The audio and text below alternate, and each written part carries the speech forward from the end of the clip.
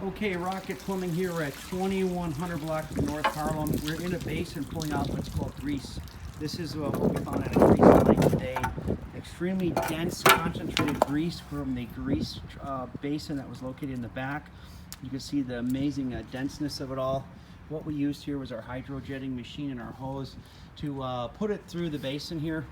And this is one of the only methods, because a standard drain cleaning cable will not get that. You need this high pressure machine that goes at 3000 psi with a special head in order to pull the grease out. You see here what we're doing, we're pulling the grease out here.